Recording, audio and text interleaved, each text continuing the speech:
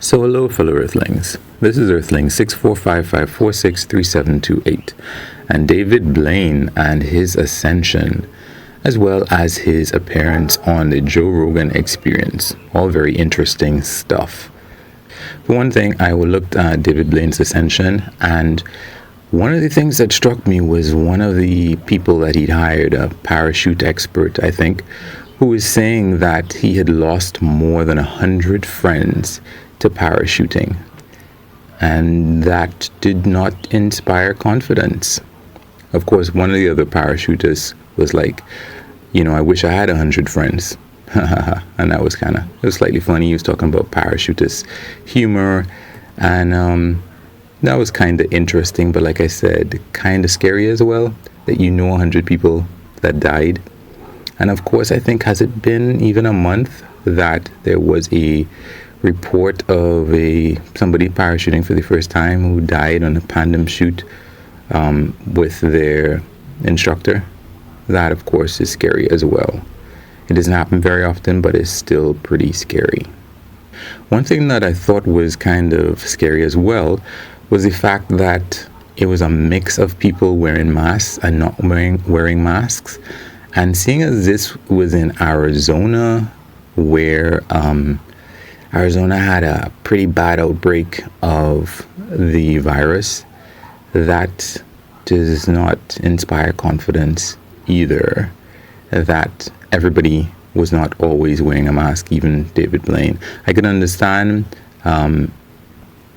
Marquez, he was the host. He was not wearing a mask because that would be kind of weird. It's kind of like what Hannibal Buress was saying about making this TV show called Who Said That? And because in a mask, you're like, who said that? So he was pushing that a little bit hard when he was on the Joe Rogan Experience as well. But anyway, speaking of the Joe Rogan Experience, when David Blaine was on there promoting his Ascension, which of course, as we should all know by now, is him doing a kind of a version of Up, which I'm sure he didn't want to have in any way tied to what he was doing, because that's copyrighted and all that other stuff. But when he was on the Joe Rogan Experience, publicizing his stuff, the stuff where he had Joe push a needle or a piece of metal through his arm, right through the muscle. That's crazy. And what's crazier is when they had to cut for a bit, because as he said, the after effects of having that became a little bit too real. So now it was real, because then when they came back from the break, he was saying, well, yeah, we had our people check you out and you weren't bleeding, like they didn't hit an artery or anything. So very kind of. And then of course he brought up a frog. He swallowed a frog and then brought up the frog on Joe's podcast. And I remember Joe was asking him about, like, how did you start? And then he was saying, well, he practiced with tennis balls and stuff like that. And I thought, whoa, okay, I wonder what that would have been like. Of course, he was downing like almost a gallon of water, I think, before he put the frog in, because that was what was going to bring the frog back up. So that was all very scary stuff that this dude does to himself. Also, I noticed that he kept asking for a sip of water. And is he diabetic? Maybe he might be having a touch of diabetes. He's mentioned that because of some of his other stunts, I guess that's what you would call them, yeah, stunts, he has kidney problems now. So I don't think that that's directly related to always wanting a sip of water. But while during the Ascension, even when he parachuted, one of the first things he asked when he took off his parachute and got on the helicopter was if he could get a sip of water. And that kind of sounds like he has diabetes to me. An interesting touch was the fact that he had his little girl there with him. I don't know what it means that his wife, well, not his wife, I have to look that up, but her mother was nowhere around anywhere. That's kind of interesting. And at the same time, what I also thought was really very cool was that he had a Native American come and do a prayer before he went up. And I thought that was a really nice touch. Overall, when you think about everything that needed to be done, he needed to learn how to become a very well-practiced parachutist, skydiver, sorry. He needed to get a balloon license, I believe it was. He needed to train in order to be able to do that with respect to hot air balloons, and then also with respect to lighter than air filled balloons like helium balloons. And then he had to incorporate his breathing techniques for keeping his blood oxygen level high so that he would be able to function as he got higher and higher, and also to be able to tolerate the coldness.